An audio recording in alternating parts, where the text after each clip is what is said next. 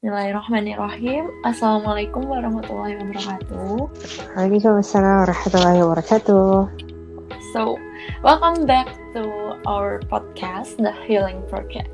So, this week, we're going to talk about language.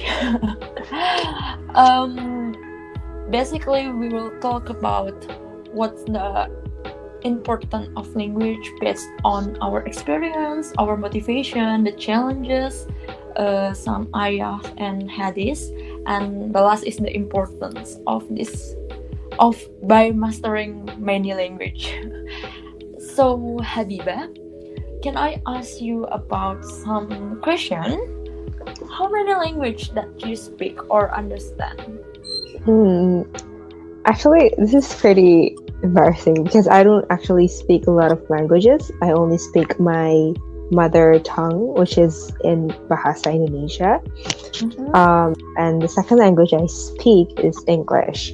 And I'm still learning I really want to learn Arabic, especially. Wow. I think you master more languages than me, right? No, I'm also mastering Japanese, so I think it's included into this one. Japanese or Javanese? Japanese.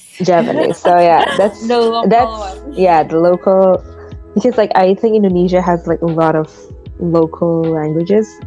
And one of them is Java. In case you don't know, the one who are listening to this, Java is one of the province, and they have their own local language. So yeah, I don't speak Javanese, but actually I'm Javanese, but I don't speak Javanese or understand them. That's bad. You were abroad for a long, 1 year or something? Yeah, when I was in senior high school, I joined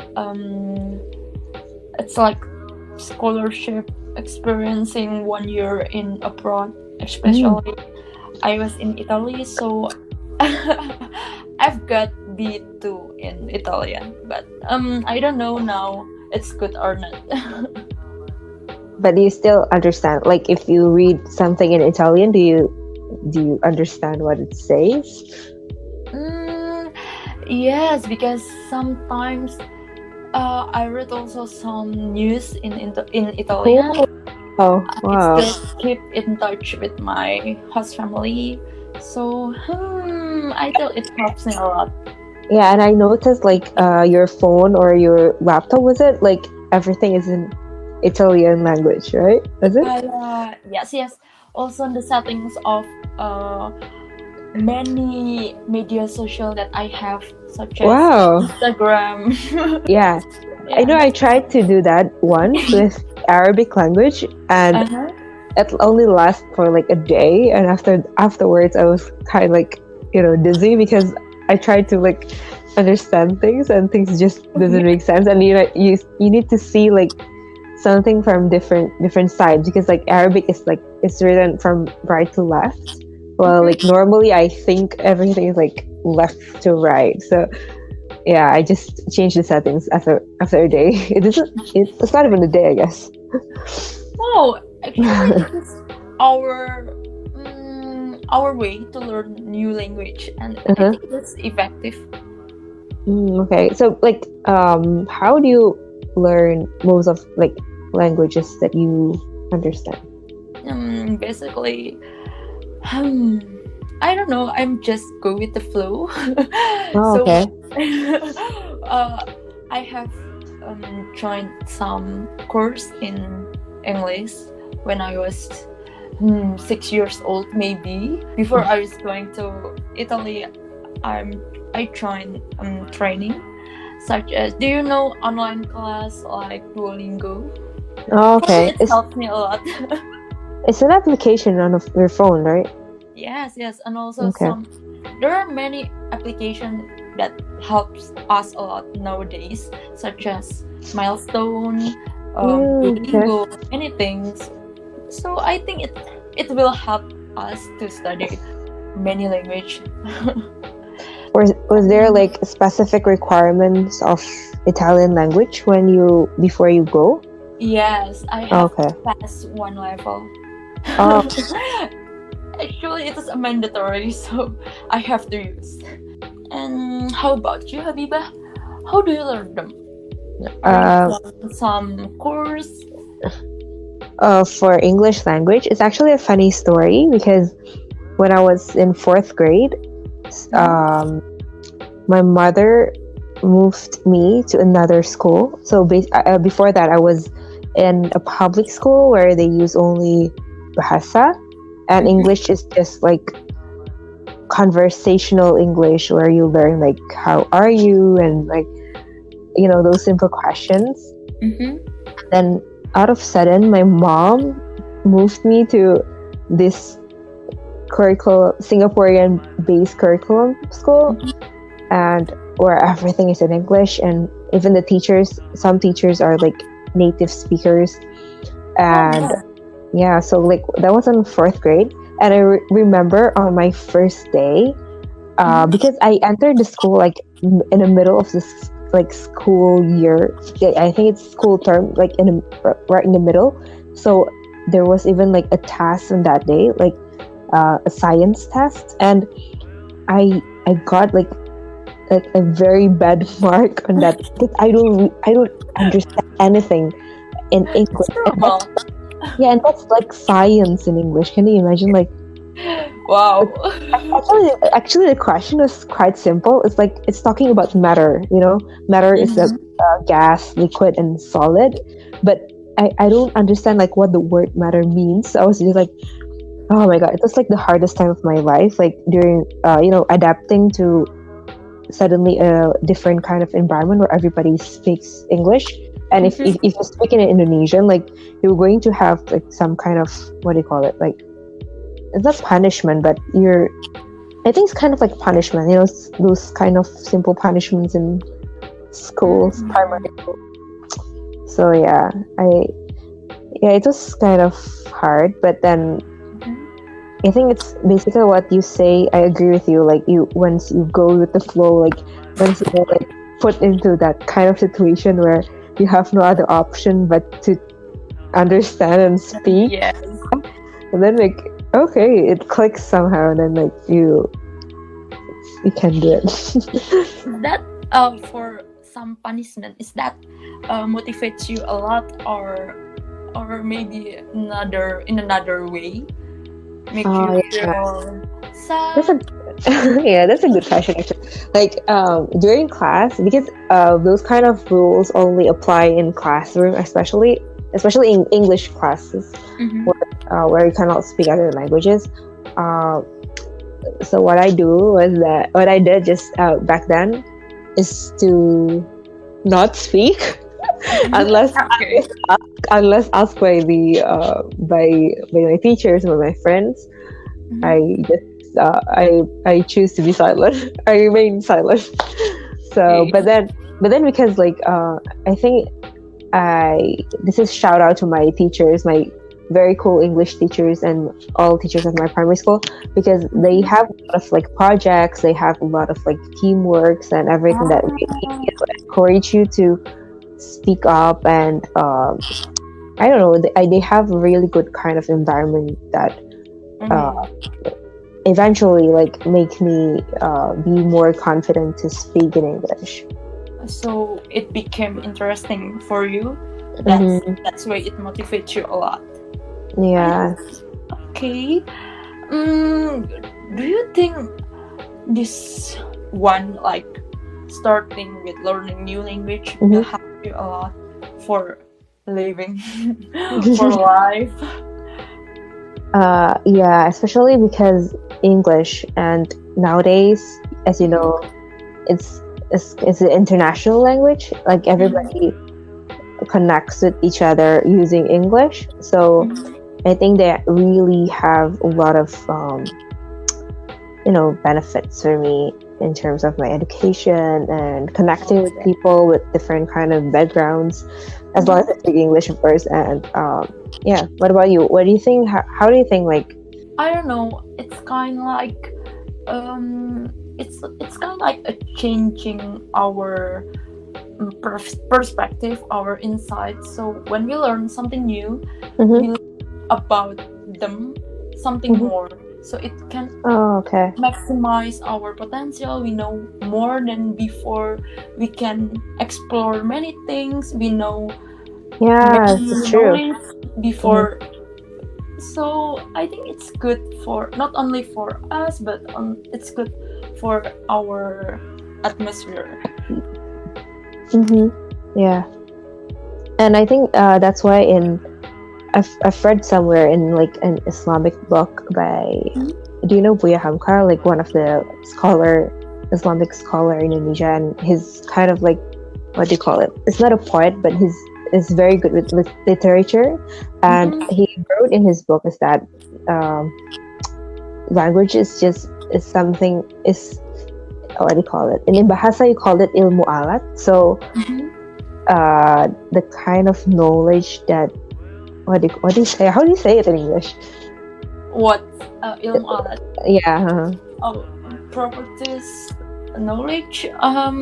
Tool. So oh yeah, I think it's like, if in English you can say that it's a tool. Uh huh. So you were, like you said, once you master that tool, you can explore other things beyond that. Yes. Yes. Like, imagine that, like, I think before I understand English, probably like there is this huge wall that Mm-hmm. prevents me to understand like a lot of like literatures, a lot of like science, and anything else behind that wall. But once I pass through that wall, like I can see different. I can see more, right? Basically, for me, the matter of us learning new language to explore more knowledge that we don't know before. But for me, I think it's hard to learn something new. Is that Mm. happen to you also, or you find another difficulties when you learn this language? Mm.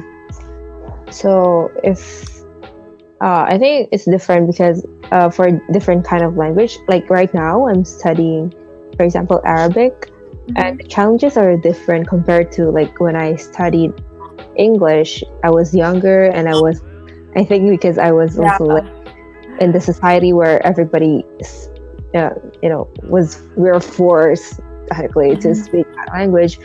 And it's a common, I mean, like, I think it's common for people to read or find some sources of information, or videos in English. So Mm-hmm. I think it's like um, the challenges now that I face when I'm learning Arabic is different when I learn English. But Mm-hmm.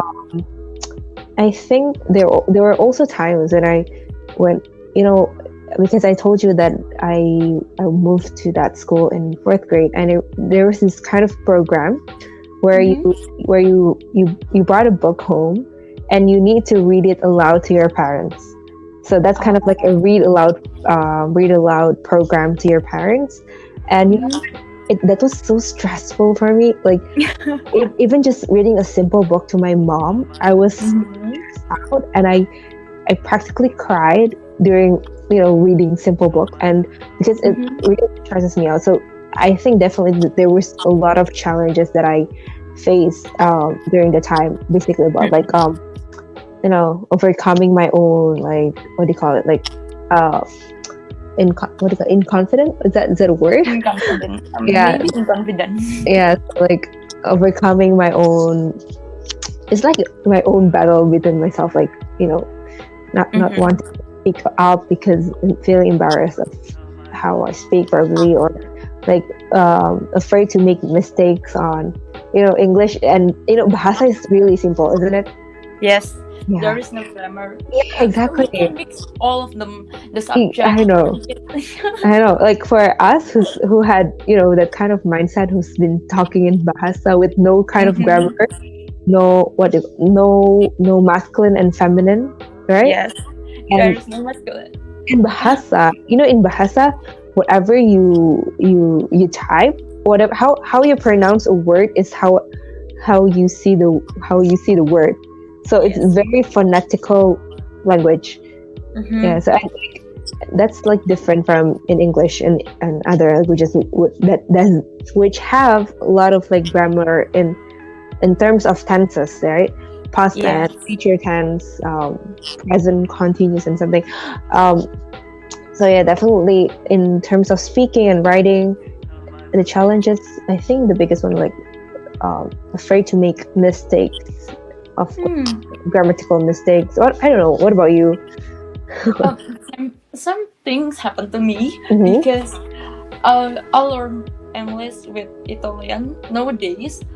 Exactly when I returned from Italy back to Indonesia and preparing for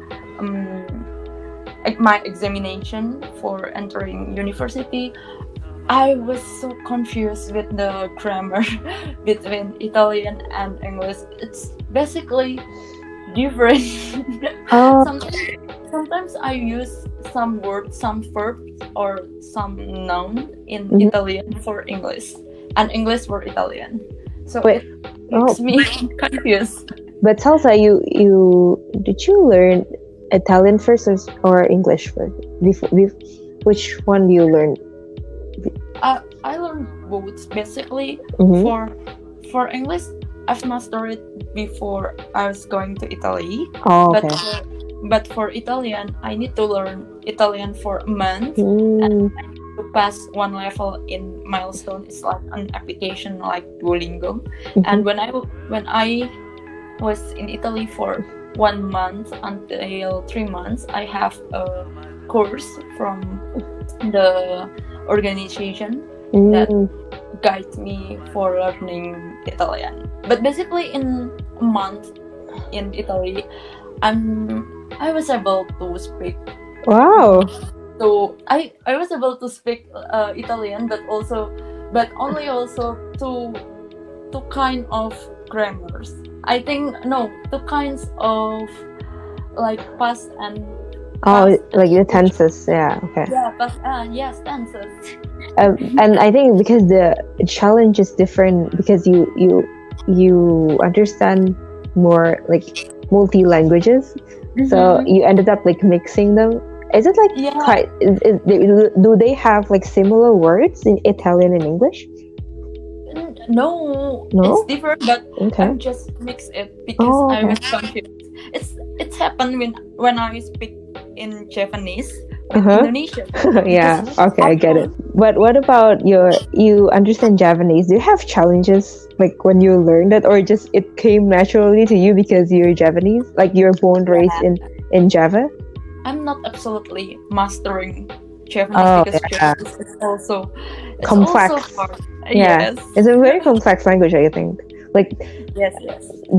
I mean, like certain languages they have like we said, like just now, like masculine, feminine, grammar in tenses. But in Japanese, you also have those what do you say? How do you say it? Like when it's different when levels exactly. So when you talk to someone with a higher status or like someone you respect, you need to use certain words. You need to use certain like ways of saying that, and it's totally different when you speak to the level below you, and you know with the same level with you, and like the one that you know higher level than you. It's a totally different language, and I was like, oh my god, so confusing when I moved to Jogja from Jakarta. Like, yes, another challenges for me is when you learn something but you don't practice it or don't use it many times, it will make you you will forget about it. Actually, when I was in elementary school, I have studied Arabic also. I've got 19 point boo in my examination, but now I forget it. Okay. I'm just remember something important like la naam man aina anta. It's just that. More than that, I don't remember. I guess that also happened to me, and I feel quite sad about it. Like when I was in high school, because it's a Turkish Indonesian school, so we had Turkish lessons, and there were a lot of Turkish sisters and Turkish teachers. And because I don't really use that anymore, I don't really talk in that language anymore, and no one to talk Turkish with. So yeah, it's kind of like, you know. But because sometimes I read some articles, some news that Muslim doesn't have to learn English or many another language because it said it is haram. No, really? But yes. It's okay. I think it goes back to the first really basic principle of intention. I think it comes back to that. In Islam, everything is rewarded based on your intention, isn't it? So yes. I think it's important to always purify and try to straighten up again our intention. When we learn new languages, then we think of it as an act of worship to Allah, and we want to spread kindness, to spread the good things, and so it can bring some positive things to your life, to other people's life. And I think it's also important in terms of like, because we're students, and if we want to be a doctor in medical school, and all the articles are in English, of course. If you want to be a good Muslim doctor who's a professional, you need to also understand certain things in English, isn't it? Yeah, so it's based on our aims, our purpose, our intention, what will we use for these new things.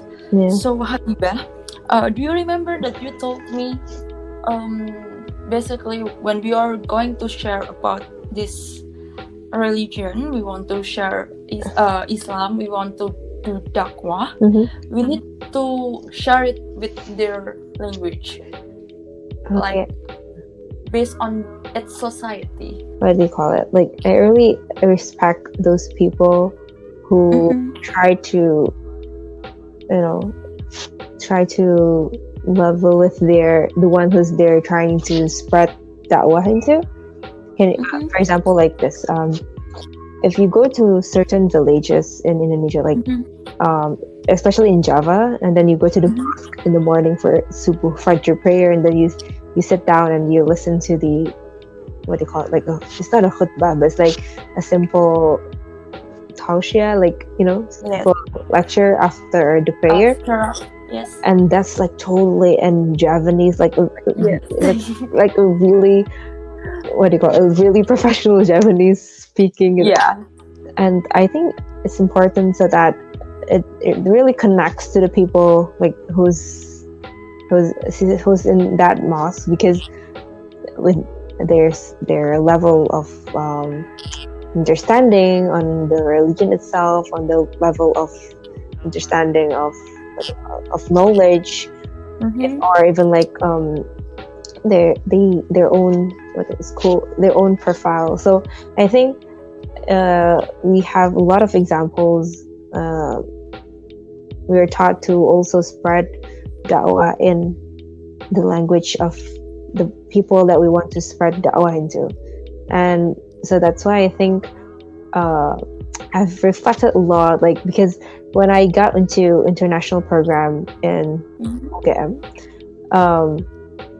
I think there are not many people in my class who wants to spread this deen, spread Islam to everybody. But I know they're really eager to learn. They're very in thirst of knowledge, in thirst of those spiritual connections to Allah subhanahu wa ta'ala. Do you think so? What about in your class? Basically, they're very curious about what is Islam. They have many questions. They ask me a lot of things. So I'm totally agree with you. Yeah, so, and then like if you want to connect with them and spread how beautiful Islam is. I think it's important to use the language that they're comfortable with, the language they understand better. And the more I think and reflect on my, the hikmah of why I was put into international program, because I never intended to actually study an international program, but whenever I try to reflect more and more, I think Allah has put a purpose for me into the international class, and that is to, because He had also give me the what do you call it? The advantage, the skill. He had also give me the skill to speak and understand English and be writing in English, and of course that is all from Allah Subhanahu wa Taala, and it's just a knowledge that He borrowed. He just he. So I think we still have some points that we want to discuss, but let's end it right now, and we're gonna continue in the next part of this episode. So stay tuned, and you can listen to the next part. Okay, so see you friends on the next podcast about the ayah or hadith related to this our topics today, and the importance of Muslim by mastering languages. Okay, let's close this podcast. Wassalamualaikum warahmatullahi wabarakatuh.